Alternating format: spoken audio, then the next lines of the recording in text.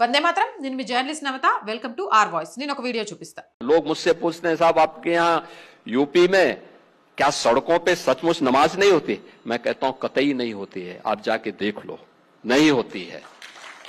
अरे सड़कें चलने के लिए है या कोई भी व्यक्ति आकर के चौराहे पे आके तमाशा बना देगा? क्या अधिकार है उसको सड़क रोकने का? आवागमन बाधित करने का कौन सा अधिकार है? जहां उसका स्थल होगा वहां जाके करें। उन लोगों ने मुझसे कहा साहब कैसे होगा, हमारी संख्या ज्यादा है। हमने कहा शिफ्ट में कर लो, तुम्हारे घर में रहने की जगह नहीं है तो भाई संख्या नियंत्रित कर लो, और नहीं है सामर्थ्य क्यों बेकार आगे संख्या बढ़ाई जा रहे हैं। और ये चाहिए आपको कि अगर आपको सिस्टम के साथ रहना है तो याद करना हम उन नियम और कानून को मानना शुरू करें। कानून का राज होगा, कानून के राज को सबको समान रूप से लागू करेंगे। नमाज पढ़नी आवश्यक है, आप शिफ्ट में पढ़िए, हम उसको रोकेंगे नहीं, लेकिन सड़क पर नहीं।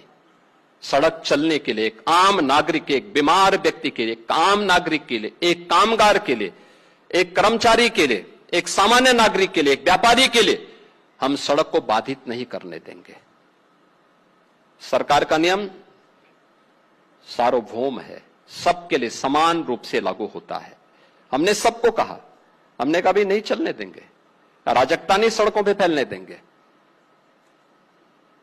प्यार से मानेंगे ठीक बात है, नहीं मानेंगे तो दूसरा तरीका अपनाएंगे। हमारा काम है संवाद बनाना। आप संवाद से मानेंगे, संवाद से, नहीं तो संघर्ष से भी देख लो। बरेली में लोगों ने हाथ आजमाने का कार्य किया, देख लिया ताकत। इसलिए सरकार उन सिस्टम के साथ पूरी व्यवस्था को जोड़ना चाहती है। వీడియో చూశారు కదా, ఇట్టంటోడు చాలా అరుదుగుంటాడబ్బా. ఇలాంటి సీఎంలు ఈరోజు భారతదేశానికి చాలా చాలా అవసరం.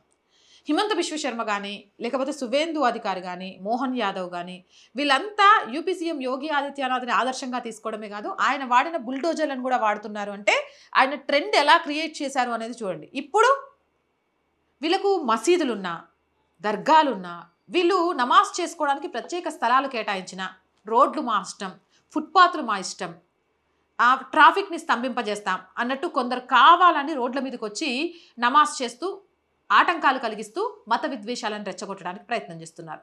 ఇట్లాంటి వాళ్ళకు కర్రుగాల్చి వాత పెట్టినట్టుగా సమాధానం ఇచ్చారు యోగి ఆదిత్యనాథ్ గారు. మీ ఇళ్లలో స్థలం లేదా? లేకపోతే షిఫ్టుల వారిగా చదువుకోండి, అంతేగాని రోడ్ల మీద మాత్రం నమాజ్ చేయడానికి వీల్లేదు. యూపీలో ఆ పని చేసి చూపించే ధైర్యం ఎవరికీ లేదు అని వార్నింగ్ ఇచ్చారు. బరేలీలో ఒకసారి ఇలా ప్రయత్నించండి, మా పవర్ ఏంటో అప్పుడు చూపిస్తాం అని ఇలా ఇష్టం వచ్చినట్టు రోడ్ల మీదకి వచ్చి న్యూసెన్స్ క్రియేట్ చేసే కొందరికి సమాధానం ఇచ్చారు. దేశంలో ఆయనకు ప్రజాదరణ ఊరికే పెరగడం లేదు.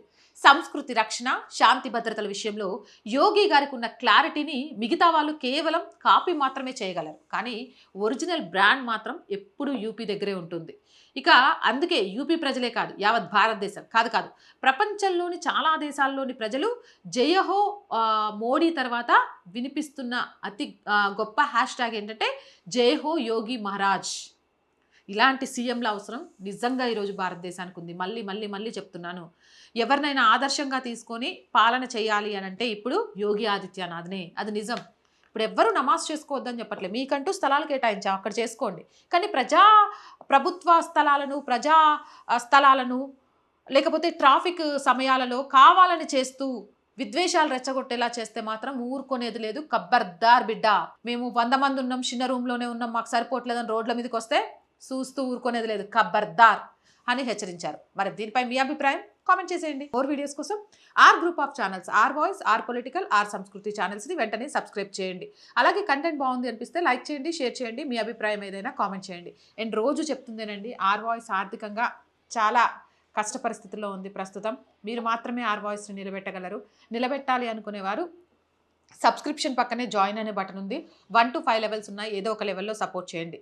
లేదా స్క్రీన్ మీద గూగుల్ పే, ఫోన్పేతో పాటు అకౌంట్ డీటెయిల్స్ ఉన్నాయి. మీకు తోచిన సహాయాన్ని అందించండి. వ్యాపార ప్రకటనల కోసం 8328 500 576 నెంబర్ని సంప్రదించండి. జై హింద్, జై భారత్.